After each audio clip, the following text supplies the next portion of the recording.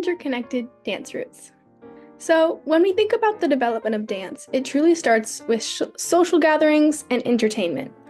Ballet originated in the Italian and French courts where they would tell stories and entertain royalty.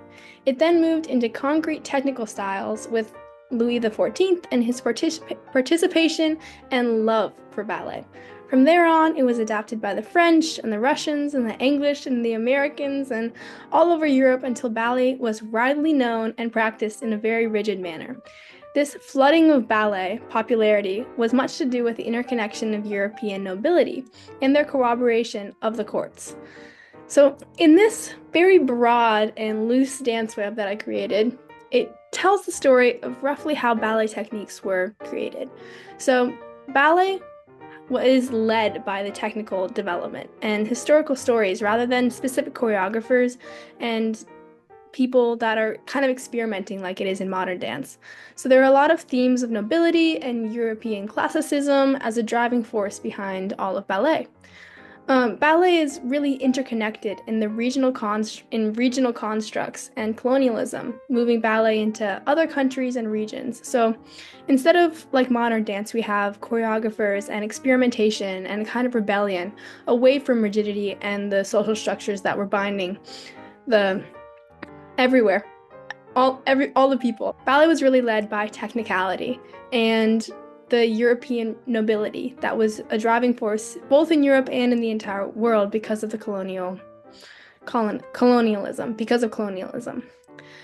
Moving into modern dance originated from a rebellion of ballet's rigid structures and technique. These types of rebellions were happening all over. A notable shift in history is when choreographer Vasyl Nijinsky choreographed To the Rite of Spring in 1913 with composer Igor Stravinsky. The music is impossible to count and broke many musical boundaries in its own regard. Themes from this piece have been copied throughout future compositions to come, including music in Star Wars. Like if you listen to The Rite of Spring, you might recognize some of the music. In this ballet, performed in Paris with the Ballet Russe, defied the very definition of ballet, so much so that there were riots in the street. With other notable dancers such as Isadora Duncan and Ruth St. Denis defying the limitations of ballet, modern dance emerged as a new type of movement and technique all over the world. So here we have my modern dance web. This is again a very loose kind of structure, but you can see how there was these original minds that kind of rebelled, right? We have all of the original dancers here, and then they taught their rebellion and their new technique that they were creating to new generations, which eventually brought new generations and new types of rebellion. And all these kind of combined into creating what we perceive as modern dance today.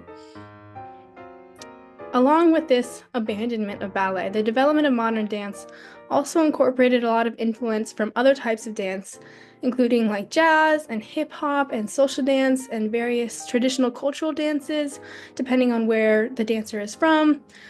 In the melting pot of America, there was lots happening and lots being innovated. So there was inspiration being taken from the dance club down the street, or the dancer on the dance club, or or just on the subway. But without naming specifics, this effect of kind of emerging modernism became a sort of playground for movement.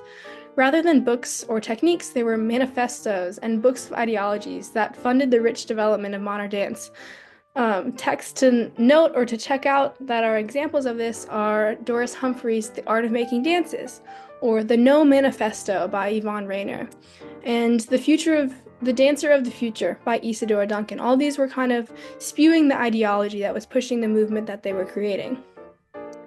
Because of the times and the socio-political happenings with world wars and more just tensions that were in the air, modern dance was also an outlet for social movements and political statements. Many early modern dancers are said to have drawn from the emotions that they've felt about the state of society into their choreography, which brought even more innovative themes of movement.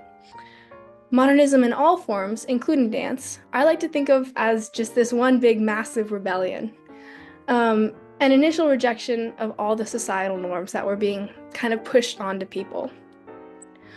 Moving into postmodernism, there was a further rejection of the norms set by the modernism period. So people rejected, they created modernism, and then they said, I'm going to reject this even further. So modernism brought established modern techniques to which postmodernism choreographers were able to reject and move even more differently. Today we see all of these historical movements take shape in the dance world. Thinking of the kind of web ideology, everything is interconnected and influences each other. Especially in modern dance, people were learning from each other constantly because modern dance was established by the personal narratives that were coming out of the classicism and the rigidity of ballet. So this web ideology, when thinking about dance histories, focuses on the parts of history that we cannot really see and cannot really discern. So people-to-people interactions and being taught ways of moving in dance studios where you're just rehearsing and you're coming up with things and it's a collaborative process. But that's where this innovation really came from. Many teachers use the analysis of a personal dance toolbox, meaning that as a dancer, you pick up technical abilities during training to build a kind of array of skills. And this could not be more true in my opinion. As dancers, every type of movement influences the way that we dance. Whether you ski, wrestle, hike, do ballet, do hip-hop, do flamenco, or just sit all day, it all changes the dancer that you eventually become. I became interested in the dance web of histories because I wanted to know what type of dance that I was trained in. I didn't really know exactly how I danced, if it really fit into any box. And what I found was that my toolbox was much more filled with various different types of tools than I had ever realized. Here is my personal dance web. So, as you can see, there's a lot going on. Everything is connected. Absolutely everything that I've experienced with different teachers, different classes, different intensives, they have all added different elements to the way that I move today. For example, flamenco training gives me a lot more awareness of my arms and my hands and the way that I use those during improv. Skiing gives me a deeper plie and a better ability in floor work because I have a lot of awareness of where my knees are. And then hip hop, the limited training that I've had, lets me attack movements even more sharply. In contemporary ballet, modern, whatever I'm doing, I can really feel that training just kind of transfers over whether I realized it or not. So all this to say that we are dancers of the life that we have led.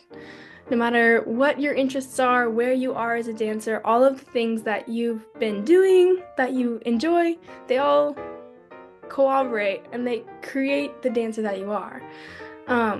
All this to say that the emotional, physical, and spiritual experiences that you've had, they also all shape who you are because the mind and body are truly extremely connected. Whether or not you think they are, they really are. If you're having a good day, you're going to have a much better day dancing than if you're having a bad day. So, why we move as dancers, it's informed by the connections and the different layers of things that we've experienced, and that's the way that dance has evolved throughout history. So dancers think of Balanchine. He was trained Russian, and he has all this classical ballet technique, but he was influenced by all the things happening in America and wanting to create something new, that he created an entire new technique that's now taught in dance studios all over the world, the Balanchine technique. So where that original inspiration came from influences of other dancers and other things happening in the world around him. So yeah, dance is a web, everything's interconnected, and if we look at history through those interconnections, it gives us a lot more insight into how things actually develop and where we can see the future developing from here.